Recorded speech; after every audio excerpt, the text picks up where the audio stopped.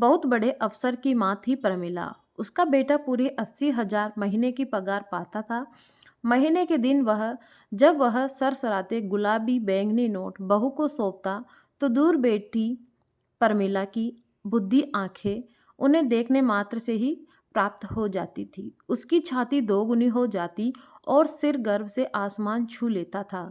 शुरू शुरू में एक दो बार आकाश में पीपल के पत्तों जैसे बड़े बड़े नोट उसकी हथेली पर भी लाकर रखे थे, और उससे भी लक्ष्मी माता को आधार के साथ अपने माथे से लगाकर पूरी की पूरी रकम पास खड़ी बहू की ओर तत्काल बढ़ा दी थी। लेकिन इसके बाद वह सिलसिला बंद हो गया।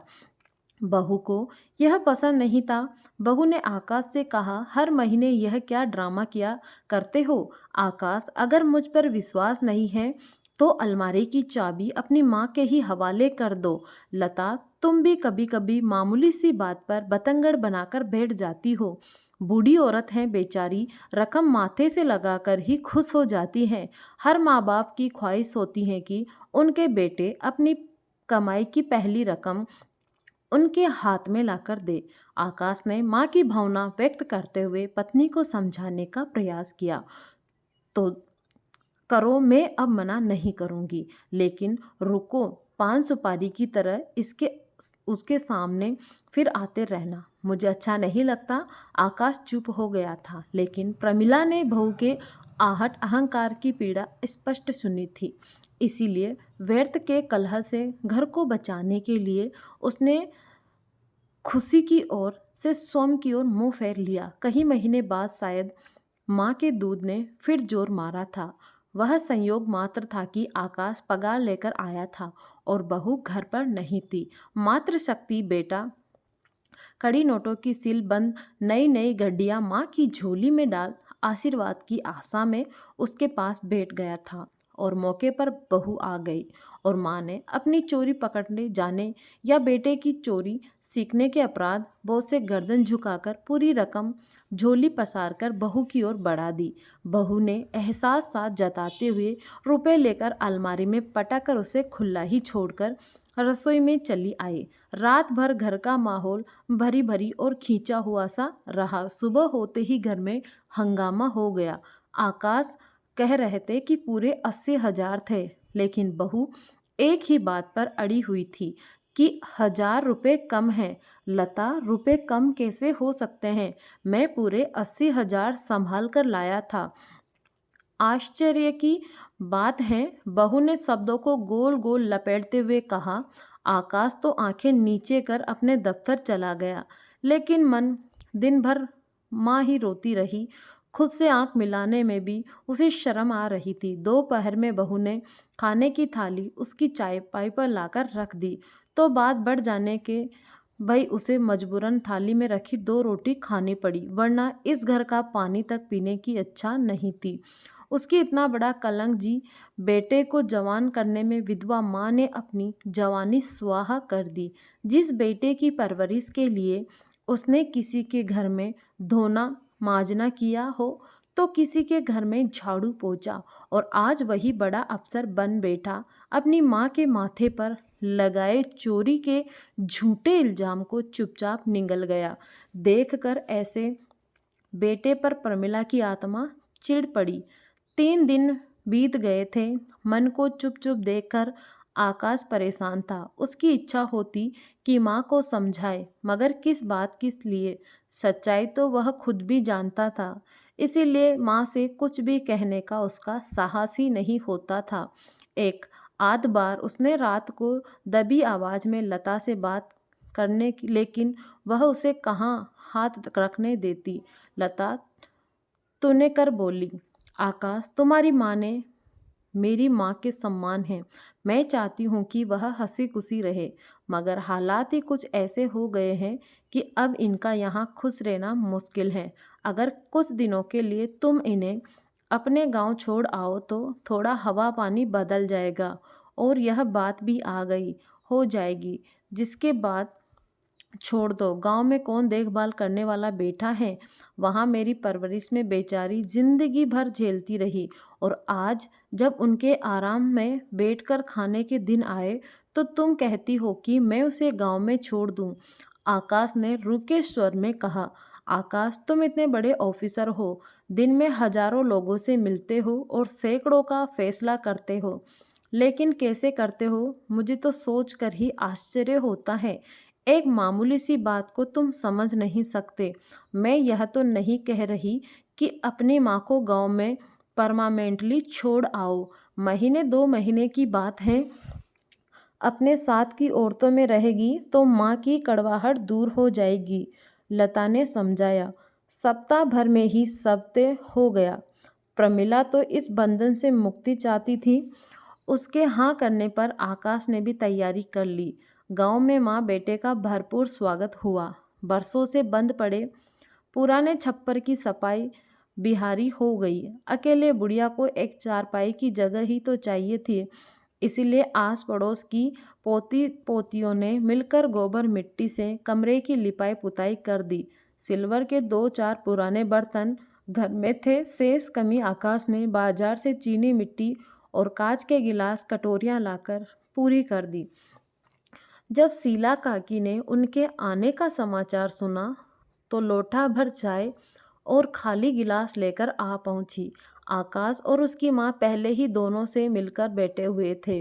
क्या रे आकाश, आज गांव की राह कैसे भूल गया? शीला काकी ने चाय का गिलास पकड़ाते हुए पूछा। ऐसे ही, क्या बात है? कहीं अपने गांव का घर घर का रिश्ता कभी किसी से छूटता है? आज कल की याद आई तो मिलने चले आए। आकाश ने शब्द जाल में आत्मकथा दर्शी। हमारी देवरानी को भी साथ क्यों न लेते आए? देवर जी, हम भी तो देख लेते एक नज़र। सुना है बहुत खूबसूरत है, ढलती उम्र की एक महिला ने कहा। अब तुम किसी से गलत थोड़ी ना सुनोगी भाभी, वह खूबसूरत है, इसीलिए देखने वाले उसे खूबसूरती बताएंगे।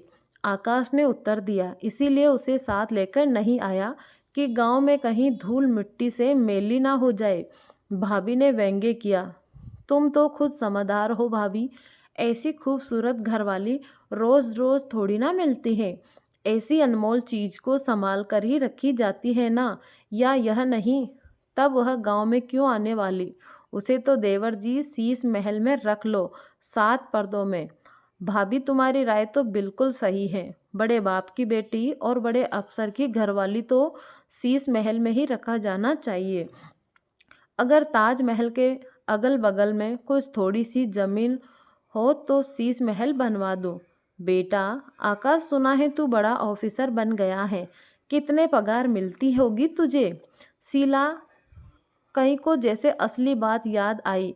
तुम्हारा आशीर्वाद से दाल रोटी लायक मिल ही जाती है। कहीं वह गंभीर हो गया था।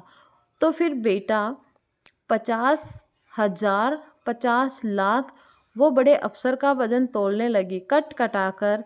बस यही कोई 50,000, काफ़ी कंजूसी करके बताया उसने। 50,000। देवरानी की खूबसूरती से जाली बनी हुई का भाभी ने आश्चर्य से कहा। कोई ज़्यादा है भाभी, शहरों के खर्च तुम जानती नहीं। इतने में 2 वक्त की दाल रोटी पूरी हो जाए तो भगवान का शुक्र है। आकाश ने मजबूरी आदर्श।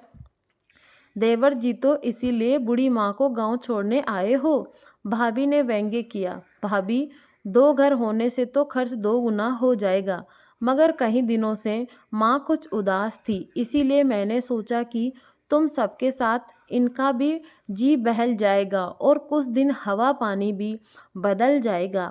आकाश, मैं स्पष्टीकरण तो दिया, पर भाभी का व्यंग्य उसके आर पार हो गया था। तेरी भाभी ने बात तो खरी कही है आकाश, जिसके माँ अपने बेटे पोते से ना पहले वह दूसरों के बीच कैसे खुश रहेगी? बेटा, तू पढ़ा लिखा बड़ा अफसर है, हम गांव के गवार हैं, तुझे क्या समझाए?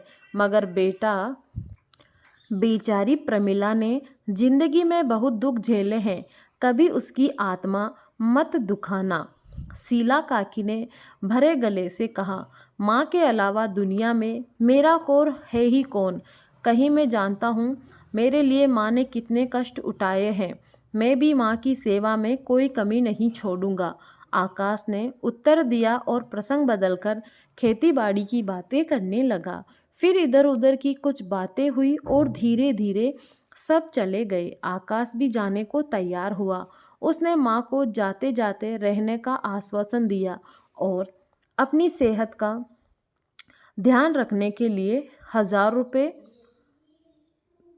कम दिए। विदा ले ली। माँ भी बेटे को ही हिदायत दी कि वह उसकी नादान बहू और मासूम पोती का ध्यान रखे। बहू से कहे कि छोटे बच्चों के लिए माँ के दूध के साथ साथ फल फूल, केला और दाल चावल का उबला हुआ पानी गुणकारी होता है। बच्चे का रंग निखर जाता है। गिनती के पूरे 1,000 रुपये देकर गया था आकाश, और माँ को 1,000 रुपये में पूरे महीने का खर्चा चलाना था। लेकिन खूब चिंता तन करके भी वह दूध के लिए केवल 100 रुपये बचा पाई थी। अभी रोज की दाल भाजी बाकी थी, लेकिन दाल सब्जी की रोज कहाँ जरूरत है। वह सोचने लगी, सुबह चाय तो वह बनाएगी, उसी के साथ 2 रोटी भी खा लेगी। कभी हुआ तो पाव भर सब्जी खरीद कर बना ली, नहीं तो नमक मिर्ची के साथ ही काम चला लिया। अगले महीने की 10 तारीख को डाकिया मनी ऑर्डर लेकर आया। उसका अंगूठा लकवाकर 1,000 रुपये दे गया। सुबह के वक्त एक पाव दूध लेने में ही 450 रुपये की उधार हो गई थी। दाल सब्जी की कौन चलाए, यहाँ तो सूखे आटे के लाले पड़े थे। दूध वाला रोज पूछ लेता था, दादी मनी ऑर्डर आया कि नहीं, आजकल में आ जाएगा बेटा, और नहीं भी आया तो क्या अपनी दादी को ही तो दूध पिलाया है तूने। वह स्पष्ट सा उत्तर देकर तलती। मनी ऑर्डर आते ही उसने सबसे पहले दूध वाले का हिसाब चुकता किया। 40 दिन के 600 रुपये हो गए थे। आगे के लिए उसने दूध लेना बंद कर दिया। बाकी बचे 200 रुपये में उसने 2 किलो आटा, थोड़ा सा नमक मिर्च लिया, डिब्बी में 10 रुपये का तेल डलवाया और अपने घर आ गई। संध्या समय एक बार दीपक जलाती और दूसरे ही सन उसे बुझाकर अंधेरे में बैठ भगवान के भजन करती रहती। शुरू शुरू में कुछ बड़ी बड़ी औरतों और नातियों पोतियाँ उसके पास आकर बैठ जाती थी, किंतु धीरे धीरे बड़े अफसर की माँ की भली मुस्कान के पीछे छिपी वास्तविकता स्पष्ट होने लगी थी। मगर प्रमिला ने अपने चेहरे पर कभी सिक्कत तक नहीं आने दी थी। अंधेरे का हिस्सा बनी वह अपनी छप्पर में बैठी चिंता में डूबी हुई थी। मैं भूखे लाचार को एक रोटी दे दे भगवान, तेरे बेटे की उम्र लंबी करे, उसे बड़ा अफसर बने। प्रमिला जैसे गहरे कुएं से उभरी इस मॉल में बेटे की लंबी उम्र और तरक्की बहुत सस्ती थी। उसने कपड़े में लपेट कर रखी एक रोटी का आधा टुकड़ा मांगने वाली को दे दिया। वह रोटी लेकर, थोड़ी रोटी तो उसके घर का पहरेदार टॉमी कुत्ता उसके सामने आकर बैठ गया। प्रमिला ने आधी में से आधी रोटी टॉमी को डाल ली और स्वयं एक चौथाई टुकड़ा छाछ के साथ खाकर उठ गई। 2 दिन से प्रमिला के घर में चूल्हा नहीं जला था। खाली पेट चारपाई पर लेटी वह बड़े अफसर की माँ होने की यातना से जूझ रही थी। कितने ही बार उसने मजदूरी पर जाने की सोची, लेकिन बड़े अफसर की माँ होने की मर्यादा उसके पैरों में आगे आ पड़ती और वह पानी पीकर चुप बैठ जाती। 2 दिन से खाली पेट प्रमिला डाके का इंतजार में अपने छत पर और गली के चक्कर लगा रही थी। चिलमिलाती धूप में गली दूर तक सुनसान पड़ी थी। एक आंगन में एक तरफ बैठे टोए पर उसकी नज़र पड़ी। कुत्ता न जाने कहाँ से एक रोटी उठाकर लाया था और आंगन में बैठ आराम से रोटी खा रहा था। प्रमिला दबे पांव चूल्हे के पास आई और लकड़ी उठाकर कुत्ते पर झपटी। अचानक हुए हमले से घबराकर कुत्ता रोटी छोड़कर भाग गया, मगर लाख कोशिश के बावजूद भी वह रोटी उठाने का साहस न कर सकी। उसके बड़े अफसर बेटे की इज्जत रोटी पर मोटी परत बनकर छा गई थी।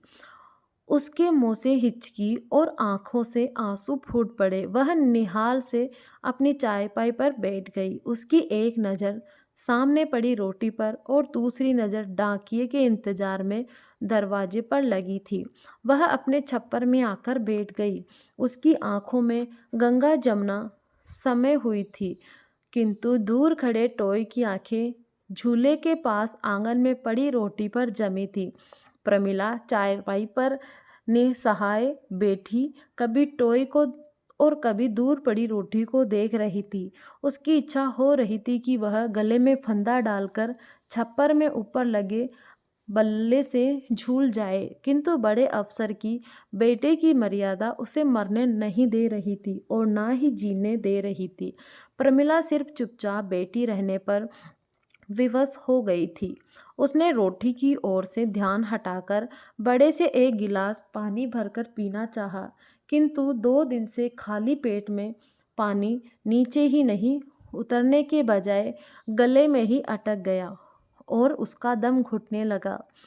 बहुत देर तक हाथ पैर चटपटाने और सिलहाने के बाद उसे सांस आया तो वह निडल होकर चारपाई में पड़ गई। थोड़ी देर में ही उसकी एड़ियाँ फिर कल बुलाने लगी, तो उसने उठकर आटे की हंडियाँ उठाकर देखी। कुछ आटा हंडिया में इधर उधर चिपका हुआ था। उसने हंडियाँ सिल्वर की थाली में झंडोड़कर विचार किया, किंतु उसके हाथ के जहाँ तह रुक गए और उसने झटपट गिलास का सहारा पानी हंडिया में पलटकर उसे जोर जोर से हिलाया। पानी का रंग हल्का सफ़ेद मटमैला सा हो गया। उसने कब कपड़े हाथों में हंडिया उठाई और थरथराते होठों से लगातार पल भर में ही सारा पानी अपने पेट में उधेड़ लिया। काफ़ी देर तक वैसे ही बैठी रही। कुछ देर बाद उसकी सांस से सांस जुड़ी तो उसने उठकर बाहर जाकर देखा, टॉय रोटी उठाकर जा चुका था। उसने राहत की सांस ली और विचारों में डूब गई। वह सोचने लगी, उसने तो कभी किसी का बुरा भी नहीं किया है, फिर भगवान उसे ऐसी सज़ा क्यों दे रहा है कि वह कुत्ते के मुंह से रोटी छीनकर खाने पर विवश हो गई है। भगवान कभी आगे कैसे दिन दिखाने वाला है। 2 महीने से मनी ऑर्डर नहीं आया और उधर में भी कुछ मिलना बंद हो गया था। वह चिंता से विचारों में डूब गई। तभी बाहर से आवाज़ आई, दादी और बूढ़ी अम्मा बाहर आओ, तुम्हारा मनी ऑर्डर है। प्रमिला उठकर बाहर आई और सामने खड़े डाकिये को देखकर बोली, भैया इस बार तो बहुत दिनों बाद मनी ऑर्डर लेकर आया है। मैं तो दाने दाने को मोहताज हो गई। अम्मा, मैं क्या अपने घर से मनी ऑर्डर लेकर आया हूँ? कोई उधर से भेजेगा तभी तो ना मैं लेकर आऊँगा। भैया बात तो तुम्हारी सच है, तुम अपने घर से थोड़ी ही कुछ लेकर आओगे, यह तो भेजने वाले की नियत पर ही है। दादी पहले 50 रुपये दो, तभी मनी ऑर्डर मिल पाएगा। इस बार बेरिंग मनी ऑर्डर आया है। बेरंग मतलब मनी ऑर्डर भेजने वाले ने वहाँ सरकार की फीस जमा नहीं की। जैसे कुछ लोग कोई भी कागज़ पर खत पाने वाले का नाम पता लिखकर डाक में डाल देते हैं, तो खत पाने वाले को उसका सरकारी खर्चा भुगतना पड़ता है। इसी तरह बेरंग मनी ऑर्डर का खर्चा भी अपने वालों को भरना पड़ता है। लेकिन भैया पहले तो ऐसा कभी नहीं हुआ, इसीलिए तो मनी ऑर्डर इतने दिन बाद पहुंचा है। अब जल्दी से 50 रुपये दो और मनी ऑर्डर लेकर खुश हो जाओ। भैया मेरे पास 50 रुपये कहाँ, यहाँ तो फटी कौड़ी भी नहीं है। तो दादी बिना सरकारी फीस जमा किए मैं भी मनी ऑर्डर कैसे दे सकता हूँ? तुम किसी से लेकर दे दो, मैं किसी से मांगने जाऊँ? बेटा यहाँ रुपए देने वाला कौन है? तुम ही 50 रुपये काट कर बाकी मुझे दे दो। मैं सरकारी आदमी हूँ, मेरे पास पैसे कहाँ से आए? अम्मा महीने में पगार मिलती है तो 4 पैसे हाथ में आते हैं। कितने दिनों से बच्चे नमक के साथ रोटी खाकर दिन निकाल रहे हैं। अच्छा, उसने निराश स्वर में कहा और लंबी सांस छोड़ते हुए फिर बोली, तुम यहाँ बैठो, पानी पियो लल्ला, मैं लाल की दुकान से खुले लेकर आता हूँ। लो पैसे मुझे दे दो, पहले तुम 50 रुपये लेकर आओ, तभी मैं मनी ऑर्डर के पैसे दे सकता हूँ। ऐसे कौन देगा बेटा, यहाँ किसी को किसी पर भरोसा नहीं है। अच्छा तो यह होगा कि तुम मेरे साथ ही चलो और वहीं खुले लेकर बाकी मुझे दे देना। यह क्या बात हुई दादी, मुझे और भी बहुत से काम हैं। सरकार ने मनी ऑर्डर पहुंचाने का काम मुझे सौंपा है, यह तो नहीं कहा कि मैं साथ साथ घूमता फिरूं। तो बेटा तुम ही कोई रास्ता बताओ। लाला की भी मुझे पैसे क्यों देगा? वह तो बिना पैसे के लिए एक मुट्ठी नमक तक नहीं देता। 50 रुपये कैसे देगा बेटा? चलो इतना टाइम तो नहीं है, मगर तुम्हारे लिए बेकार भी करूँगा, उसने एहसास सा जताते हुए स्वर में कहा और उसके साथ चलने को तैयार हो गया। प्रमिला ने छप्पर का दरवाज़ा बंद किया और उसके साथ लाला की दुकान की ओर चल पड़ी। वह भी अपनी साइकिल घसीटते हुए उसके साथ चला गया। वह चला तो आगे रहा था, किंतु न जाने क्या सोचकर उसके पांव पीछे पड़ रहे थे। दोपहरी में लाला दीवार के सहारे मुंह लगाकर अलसाया सा बैठा था। प्रमिला को अनजान के साथ आया देखकर थोड़ा सीधा बैठ गया और प्रश्नवाचक मुद्रा में उसे देखने लगा। लाला जी, 500 रुपये के खुले हैं तो दे दो। हाँ, 1000 का खुला ले लो। कहाँ है 500 का नोट? ये लो। साथ खड़े व्यक्ति ने जेब में से 500 का नोट निकालकर लालाजी को दिया और दूसरे ही क्षण बोला, मैं थोड़ा जल्दी में हूँ, पहले मुझे 50 रुपये दे दो, बाकी बाद में लेते रहना। ऐसे भी क्या जल्दी है भाई, मुझे नोट तो देखने दो, लाला ने संदेह व्यक्त करते हुए कहा और नोट को ऊपर नीचे बहुत ही ध्यान से देखने लगा। खूब आश्वस्त होने के पश्चात उसने व्यक्तित्व तथा प्रमिला दोनों को भारी भारी से देखा और लकड़ी के गल्ले में से 50 का नोट निकालकर उसे दे दिया। व्यक्ति ने 50 का नोट जेब में डालकर अपने थैले में मनी ऑर्डर फार्म तथा एक पेड़ निकालकर प्रमिला का अंगूठा लगवाया और लाल का के सामने दवा के लिए फार्म आगे बढ़ा दिया। लाला ने मनी ऑर्डर की रकम देखकर फार्म पर दवात के अपने हस्ताक्षर कर दिए। व्यक्ति सचमुच ही बहुत जल्दी में था। उसने झटपट मनी ऑर्डर फार्म लेकर अपने ठेले में डाला और तुरंत साइकिल पर सवार होकर वहां से चला गया। उसके जाने के बाद लाला ने धूप में गुमसुम खड़ी प्रमिला को एक बार फिर ऊपर से नीचे तक देखकर पूछा, प्रमिला, तुम्हें भी कुछ लेना है? हाँ लाला जी, थोड़ा आटा दाल मिल जाता तो। हाँ हाँ, क्यों नहीं, आटा दाल ही क्यों, मिर्ची मसाला और घी चीनी नहीं, सब लेकर जाओगी? बेटे ने मनी ऑर्डर भेजा है, हलवा पूरी बना। कहाँ का हलवा पूरी लाला? दाल रोटी मिल जाए तो भगवान का शुक्र है। आप शेर भर आटा दे दो, बड़ी मेहरबानी होगी, जैसी तुम्हारी मर्जी, उसने कहा और पास रखी बोरी में से आटा निकालकर और कागज़ की थैली में डालकर अपने पास रख लिया। पास के डिब्बे में से दाल निकाली और एक मुट्ठी भरकर आने के पास रख दी। वह घी तेल के लिए उसकी ओर देखने लगा और उसे खाली हाथ देकर पूछा कि घी के लिए बर्तन नहीं लाई? लाला जी, आटा दाल ही बहुत है, तुम्हारी मर्जी। अफसर की माँ होते हुए राधा को 2 वक्त की रोटी के लिए तरसना पड़ रहा है। उसकी दशा ऐसी हो गई है कि उसे कुत्ते के मुंह से रोटी छीन कर खाने पर मजबूर होना पड़ रहा है। क्या होगा कहानी में आगे जाने अगले भाग में।